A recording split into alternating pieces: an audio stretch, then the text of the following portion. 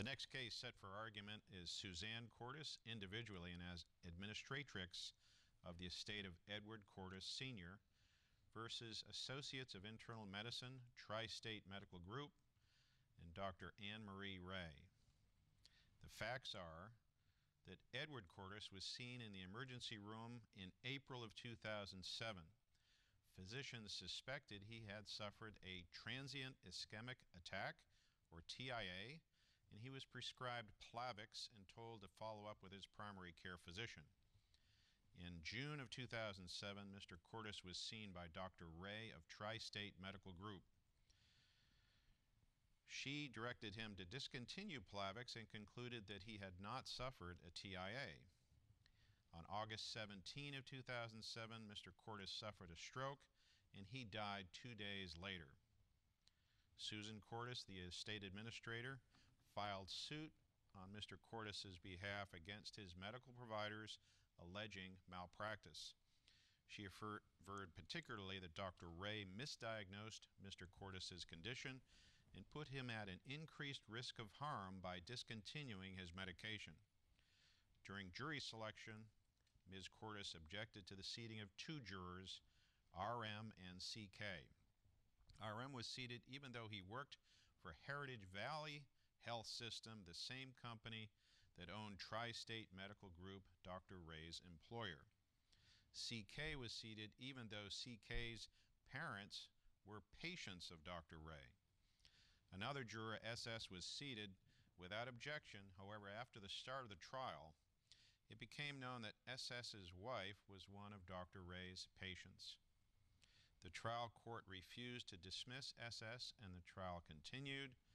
The jury found the defendants not negligent. Post-trial motions focused exclusively on the jury selection issues, and she averred that the 3 jurors were all improperly seated in contravention of governing law. The trial court denied those post-trial motions, and Ms. Cordes filed her appeal. The primary issue on this re-argument en banc is whether the trial court abused its discretion or misapplied the law when it seated 3 jurors over challenges for cause, and whether those jurors' close financial or situational relationships with appellees should require a new trial. So let's go to the courtroom.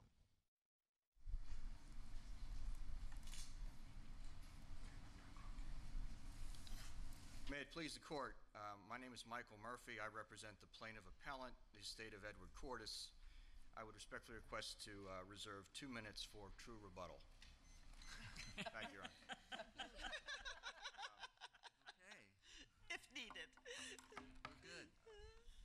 Your Honors, Edward Cordes suffered a stroke and died. The critical issue in the underlying medical malpractice case was what happened 2 months earlier at his last visit with his family doctor, the defendant, Dr. Ray. Now, the family alleged that Dr. Ray had told Mr. Cordes to discontinue 2 medications, Plavix and aspirin, which had been prescribed by other physicians to him, both of which, either of which, would have made the possibility of a fatal stroke much, much less likely. Now, Dr. Ray at trial conceded that she told him to discontinue the Plavix, but despite an absence of any notation in her record and despite any recollection, she testified that it would have been her routine to have told the patient to continue with aspirin, despite the fact she had never prescribed aspirin for him in the past. Now, the reason I point this factual background out is because there really wasn't any dispute at the trial that it would have been a deviation from the standard of care for Dr. Ray to discontinue both of those medications.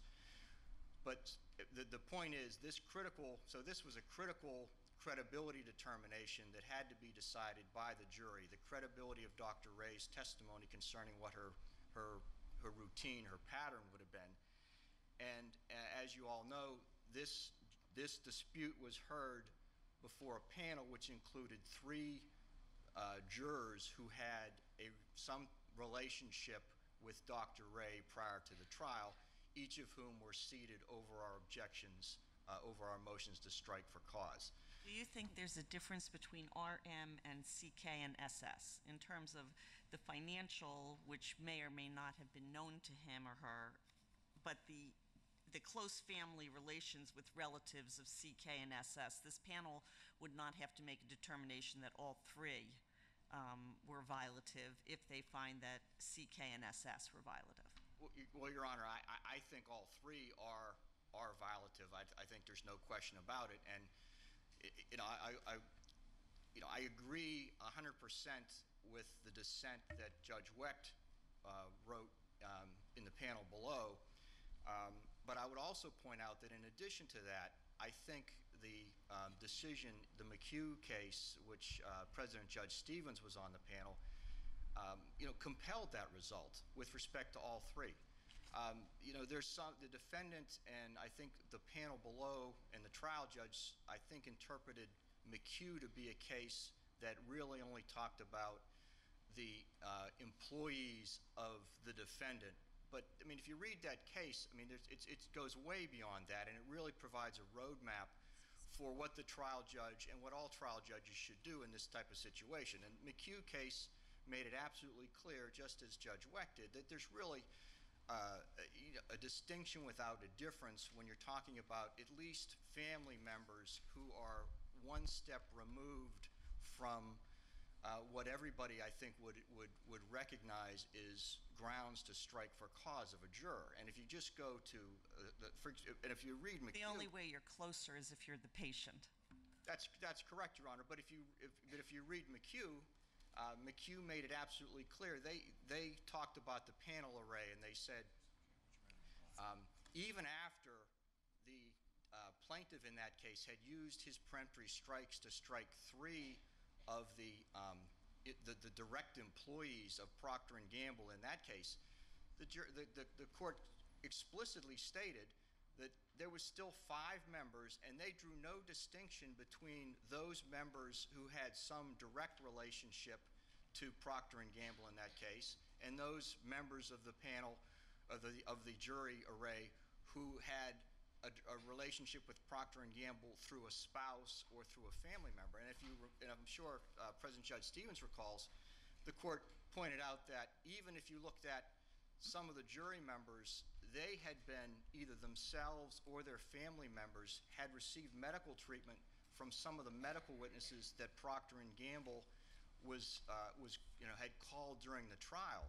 And the McHugh case said, I mean, that's a close situational relationship which compelled exclusion. Mr. So they Murphy, didn't. I'm I sorry. have a question about RM. I don't mean to interrupt, but I think you've covered the family situation. That's pretty obvious. But RM concerns me because the structure in which these the holding companies that exist, I don't know if it existed when McHugh existed, but it certainly is very prevalent in any sort of medical practices.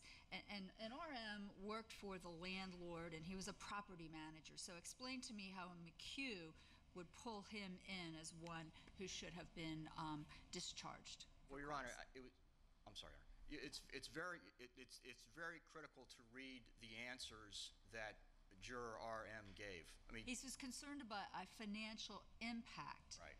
But that was for the company. But and I don't know that he's even correct in that, but that would be his view. So that's what you're worried about. Exactly, Your Honor. That's the point. I mean, he's sitting on the jury. He's an employee. Now, he's an employee. The testimony is a little bit confusing. He's an employee of a company that the parent company, Heritage Valley. Yeah. Dr. Ray is employed by a subsidiary, Tri-State. Right. A subsidiary of his own employer. Wholly owned subsidiary. So he recognized, and moreover, Your Honor, RM actually does business. I mean, he raised his hand. I know Dr. Ray. When the jury was questioned, I know Dr. Ray. I don't know her personally, but I know Dr. Ray because he actually did business on behalf of Heritage Valley with Tri-State Medical. With her group. With her group. So he's sitting there on the jury. If I award, and this is a case of a fairly young man who died who was still employed, I give a $1 million, $2 million verdict. He recognized that could have an impact on my direct employer, Heritage Valley. So I think that's really, I would say RM is right in the heartland of the McHugh case, and he has a direct financial, he recognizes a direct financial result as he's sitting on the jury. He also said, and Your Honor, he also has like the personal relationship. Just forget it. I mean, maybe Tri-State doesn't want to do business with me anymore. Maybe they take me off the account if I hold against her. So, Mr. Murphy? Yes. Two questions. What's our standard of review? Your Honor, I believe that the standard of review that McHugh established is that this court can perform an ordinary review as to what the relationship was. So you think we consider whether it's an error of law as opposed to whether the trial court abused its discretion? Absolutely, Your Honor. And that's because Judge Quedas wasn't making credibility determinations. I mean, we can take as a given that the jurors protested they could be fair. What we're talking about here is situational or structural or presumptive bias. That's correct, Your Honor. That's why it's a legal issue.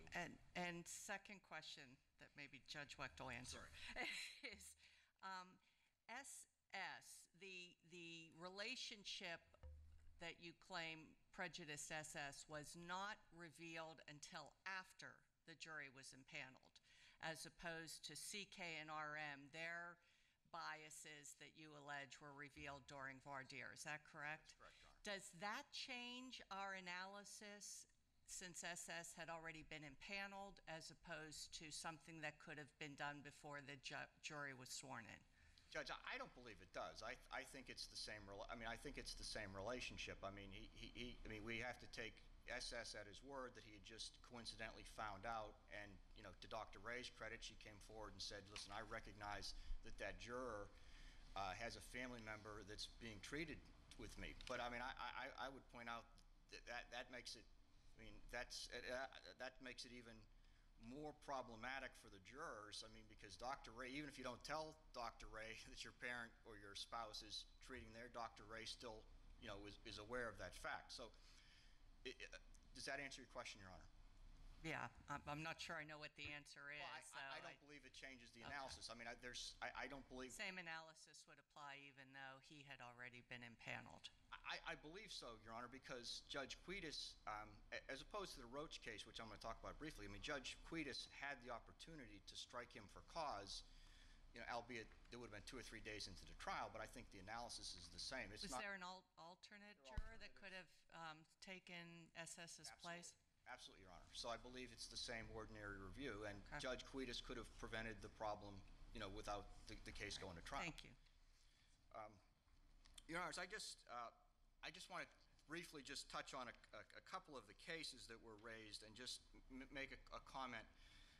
The first case that was cited by the panel and by the appellees is the Hannes case, which is a Commonwealth Court case. I would just point out that the Hannes case, where the son of a juror was permitted to be impaneled, it just can't be reconciled with the McHugh case of this court. It just can't be reconciled. I'd also point out that the citation, it's interesting that the citation that they give in the Hannes case is to the Supreme Court case of Price versus Yellow Cab.